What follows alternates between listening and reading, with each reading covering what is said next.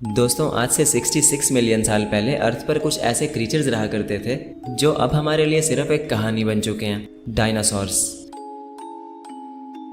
ये वो जंगली जायंट्स थे जो ज़मीन से लेकर आसमान तक छाए हुए थे। हर कोने में सिर्फ इन्हीं का असर था, इवन के अंटार्कटिका जैसे बर्फ़ के रेगिस्तान में भी। मगर फिर एक छोटी सी गलती, एक पत्थर का टुकड़ा जो 20 किलोमीटर पर सेकंड की स्पीड से आकर अर्थ से टकराता है, इनकी कहानी को हमेशा हमेशा के लिए ख़त्म कर देता है। ऐसा माना जाता है कि उस पत्थर के टकराने से अर्थ पर इतना बड़ा धमाका हुआ कि उसकी एनर्जी 10 बिलियन एटॉमिक बॉम्ब्स के बराबर थी, जो वर्ल्ड वॉर 2 में जापान के शहर हिरोशिमा पर गिराए गए थे। भले ही वो पत्थर साइज़ में सिर्फ 10 से 15 किलोमीटर ही था, लेकिन उसके टकराने से एक ऐसा एक्सप्लोजन हुआ जिससे दुनिया की 75% से भी ज़्यादा स्पीशीज़ एक्सटिंक्ट हो गई। 25 किलो से ज़्यादा वजन रखने वाला कोई भी जानवर जिंदा नहीं बचा और डायनासोर्स भी इन्हीं स्पीशीज़ में शामिल थे। तो जी हाँ दोस्तों, आज की ये वीडियो डायनासोर्स को स्टडी करके बनाई गई है। इस वीडियो में हम डायनासोर्स के पैदा होने से लेकर उनके मरने तक की कंप्लीट स्टोरी को डिस्कस करेंगे और साथ ही साथ कुछ ऐसी बातें भी जानेंगे जिनके बारे में आप पहले नहीं जानते होंगे। तो हमेशा की तरह ये वीडियो भी काफ़ी इंटरेस्टिंग होगा, इसीलिए इसको एंड तक देखते रहना।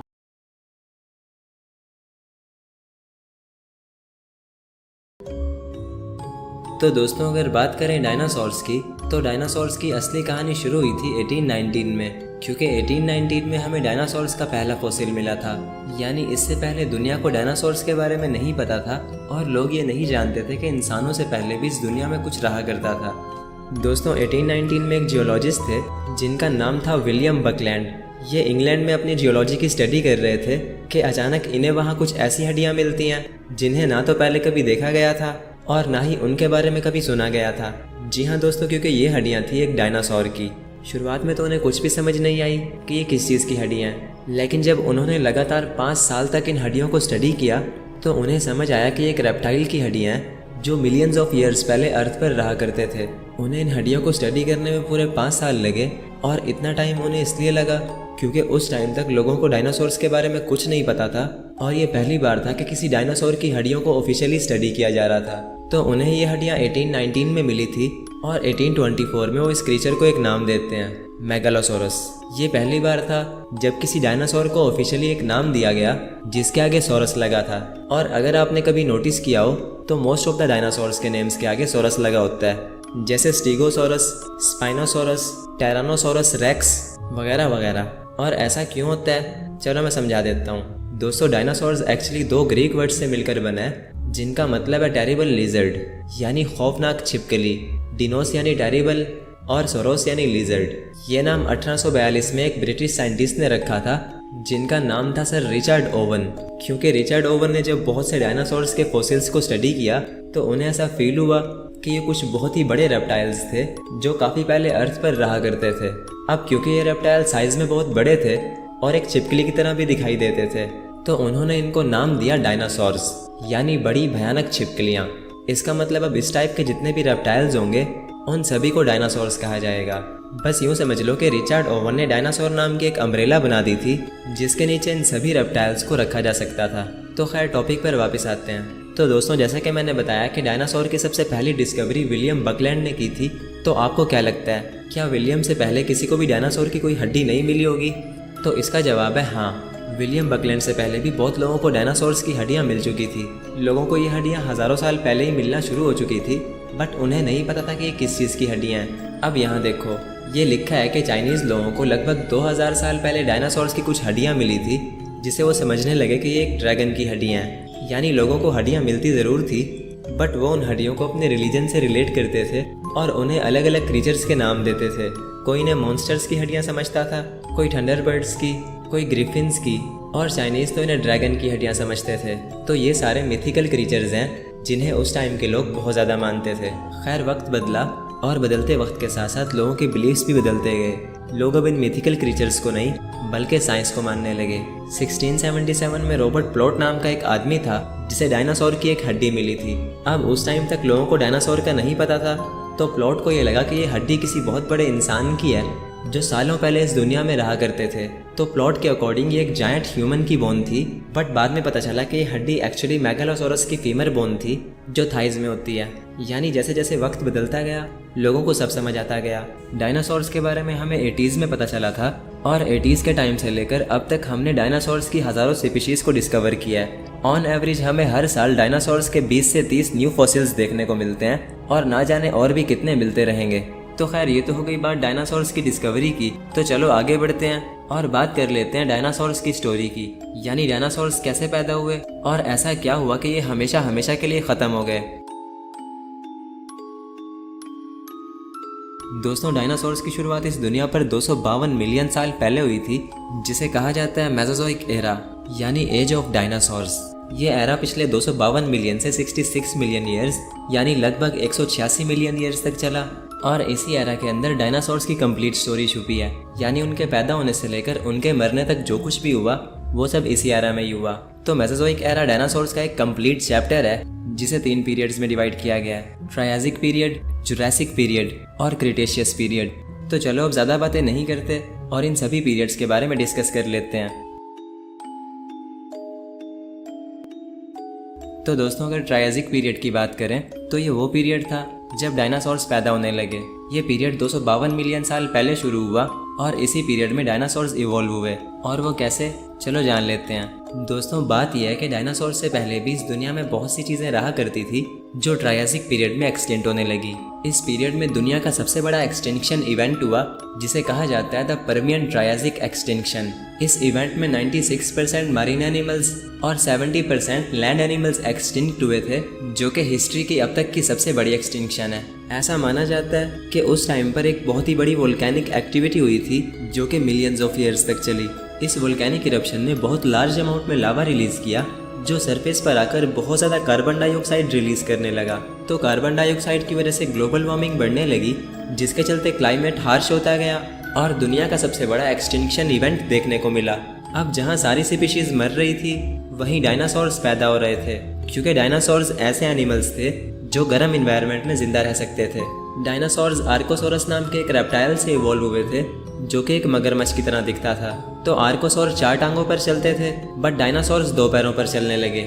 जहां आर्कोसोर की टांगें उनकी बॉडी के ऊपर थी, वहीं डायनासोर की टांगें उनकी बॉडी के नीचे थी, जिसकी वजह से डायनासोर्स तेज भाग पाते थे। यानी आर्कोसोर्स में कुछ ऐसे इवोल्यूशनरी चेंजेस आए, जिनके चलते उनका बॉडी स्ट्रक्चर चेंज होता गया और वो डायनासोर्स बनते गए। आगे बढ़ते हैं। दोस्तों डायनासोर्स अब धीरे धीरे इवॉल्व हो रहे थे और जिस टाइम उनका इवोल्यूशन हुआ, उस टाइम दुनिया पर सिर्फ एक ही बड़ा कॉन्टिनेंट था, जिसे हमने नाम दिया पैंजिया। तो पैंजिया में सारी लैंड एक ही जगह पर थी और इस लैंड के इर्द गिर्द सारा ओशियन था। यानी पैंजिया एक सुपर कॉन्टिनेंट था, जिसमें सारे कॉन्टिनेंट्स एक ही जगह पर थे। पैंजिया में हर तरफ सूखी ज़मीन थी, ड्राई एनवायरनमेंट था और इन सबसे बढ़कर जानलेवा गर्मी थी। तो इस गर्मी में जहाँ सारे एनिमल्स मर रहे थे, वहीं डायनासोर इस इन्वायरमेंट में ढल रहे थे। अब इस डायनासोर को देखो, इसका नाम नयासासोरस है और काफ़ी साइंटिस्ट इसको दुनिया का सबसे पहला डायनासोर मानते हैं। इस डायनासोर का फॉसिल लगभग 243 मिलियन साल पुराना है, जो कि ट्रायसिक पीरियड के अर्ली फेज का टाइम था। यानी हो सकता है कि जब आर्कोसोरस का इवोल्यूशन हुआ था तो सबसे पहले नयासासोरस बना था। मज़े की बात यह है कि आर्कोसोरस से सिर्फ डायनासोर्स ही नहीं बल्कि क्रोकोडाइल्स भी इवॉल्व हुए थे। अब डायनासोर्स तो मर गए, बट क्रोकोडाइल्स आज भी हैं। तो ये कैसे बचे, चलो जान लेते हैं। दोस्तों भले ही क्रोकोडाइल्स और डायनासोर्स के एंसेस्टर्स एक ही थे, बट सिर्फ क्रोकोडाइल्स ही सर्वाइव कर पाए, क्योंकि इनकी स्ट्रीमलाइंड बॉडी, स्केली स्किन और वेब्ड फीट ने इन्हें पानी में रहने के भी काबिल बनाया, जिसके चलते ये एक्सटिंक्शन से बच गए। टॉपिक पर वापस आते हैं। दोस्तों ट्रायसिक पीरियड में डायनासोर्स पैदा ज़रूर हो रहे थे, बट अभी ये इतने ज़्यादा बड़े और पावरफुल नहीं थे।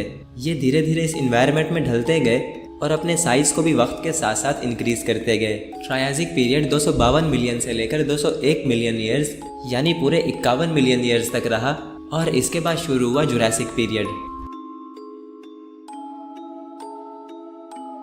दोस्तों जुरासिक पीरियड मेसोजोइक एरा का सेकंड पीरियड था, जिसे डायनासोर्स का गोल्डन एज भी कहा जाता है, क्योंकि इस पीरियड में एक्सटिंक्शन इवेंट ख़त्म हो चुका था, जो डायनासोर्स के लिए दुनिया पर राज करने की एक गोल्डन अपॉर्चुनिटी लाया। बिकॉज एक्सटिंक्शन के बाद जो स्पीशीज़ बच गई थी, उनमें डायनासोर्स सबसे ताकतवर थे, जिसकी वजह से ये प्लैनेट की सबसे डोमिनेंट स्पीशीज़ बन गए।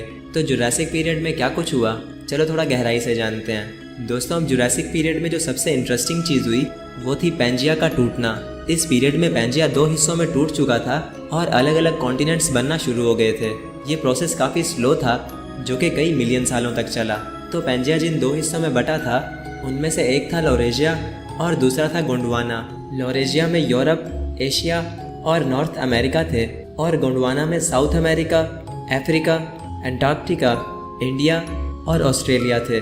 तो ये पेंजिया के 2 बड़े हिस्से थे जो कि आगे मज़ीद हिस्सों में डिवाइड होने वाले थे। वेल आगे बढ़ते हैं दोस्तों। जुरासिक पीरियड में डायनासोर्स का साइज़ पहले से काफ़ी बढ़ चुका था और ये वो टाइम था जब डायनासोर्स ने हर इकोसिस्टम में अपना कंट्रोल इस्टेब्लिश किया, ज़मीन पर, समंदरों में और इवन के आसमान में भी।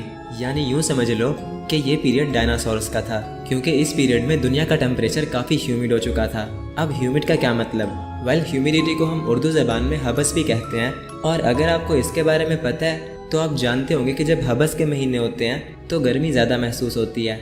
और अगर हम इस चीज़ को थोड़ा साइंटिफिकली समझें तो ह्यूमिड का मतलब होता है एटमॉस्फेयर में नमी, यानी हल्का हल्का पानी। अब जैसे कि मैंने बोला कि जुरासिक पीरियड काफ़ी ह्यूमिड था, तो इसका मतलब यही था कि इस पीरियड में एटमॉस्फेयर में नमी थी जिसके चलते गर्मी ज़्यादा महसूस होती थी। ये क्लाइमेट डायनासोर्स के लिए आलमोस्ट परफेक्ट था और क्योंकि एटमॉस्फेयर में नमी थी तो हर तरफ ग्रीनरी फैल गई। जुरासिक पीरियड 201 मिलियन साल पहले शुरू हुआ और इस पीरियड में बहुत से नए डायनासोर्स इवॉल्व हुए, जैसे सौरोपॉड्स, थेरोपॉड्स और आर्कियोप्टेरिक्स।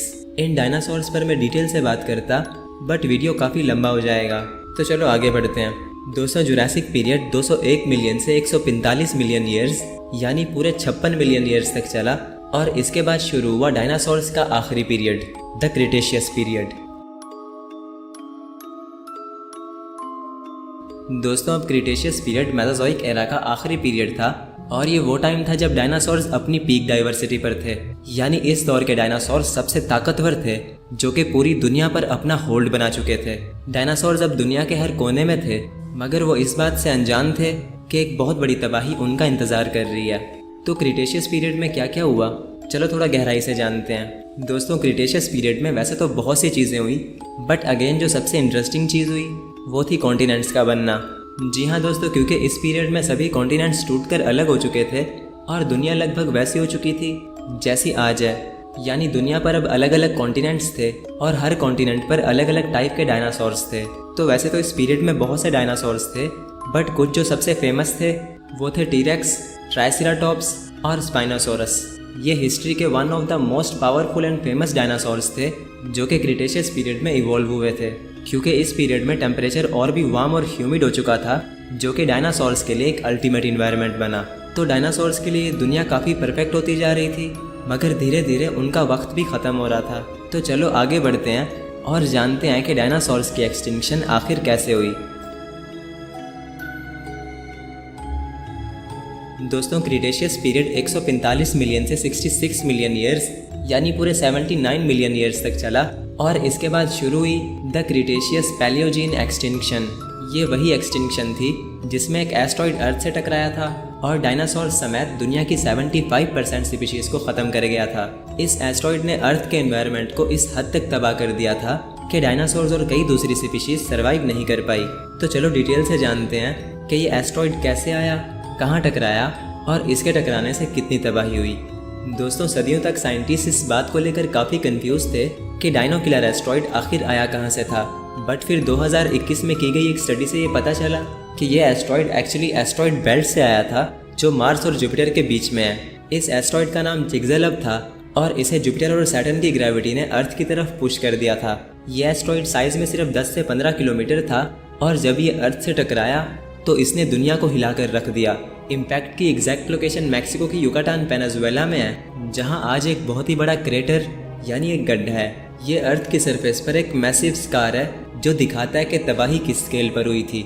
इस एस्ट्रॉइड के टकराने की ताकत अनइमेजिनेबल थी और जब ये अर्थ से टकराया तो इसने 100 मिलियन मेगाटन TNT के बराबर एनर्जी रिलीज की, जो कि हिरोशिमा पर गिराए गए 10 बिलियन एटॉमिक बॉम्ब्स के बराबर थी। ये एनर्जी इतनी ज़्यादा थी कि इसने सिर्फ इम्पैक्ट जोन को ही नहीं बल्कि पूरी अर्थ के इकोसिस्टम को तबाह करके रख दिया। तो जब एस्ट्रॉइड अर्थ से टकराया तो सबसे पहले एक मैसिव फायरबॉल बनी जिससे इम्पैक्ट जोन की ज़मीन पिघलकर मोल्टन रॉक में बदल गई।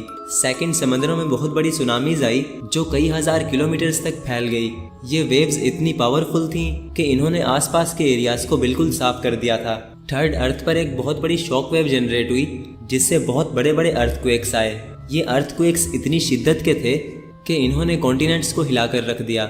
और फोर्थ, जब एस्ट्रॉइड अर्थ से टकराया था तो बहुत सारी मोल्टन रॉक एटमॉस्फेयर में फैल गई थी।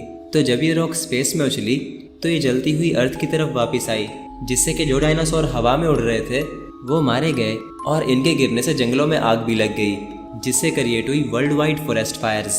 तो वेल, ये तो हो गई बात एस्ट्रॉइड के टकराने की। तो चलो अब आगे बढ़ते हैं और जानते हैं कि इसके बाद क्या हुआ। तो दोस्तों, जब एस्ट्रॉइड इम्पैक्ट हो गया तो उसके कुछ टाइम बाद एटमॉस्फेयर में हर जगह धुआं और डस्ट फैल गई, जिसने सनलाइट को ब्लॉक कर दिया। अब क्योंकि सनलाइट ब्लॉक हो गई तो अर्थ का टेम्परेचर बहुत तेज़ी से गिरने लगा, जिससे एक न्यूक्लियर विंटर स्टार्ट हुई।